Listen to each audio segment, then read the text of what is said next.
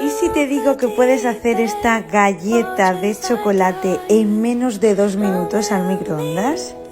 Sí, has oído bien, y es que solamente tienes que mezclar a mano 2 cucharadas de avena molida, 2 de cacao en polvo, canela al gusto, 1 cucharada de crema de cacahuete y un chorrito de leche. Integra todos los ingredientes bien hasta tener una textura así. Añade a un plato y dale formita de galleta. Trocea 1 onza de chocolate y calienta 1 minuto y medio en el microondas. Y ya tienes esta galleta de chocolate en tiempo récord y con un sabor delicioso. Pruébala y me cuentas.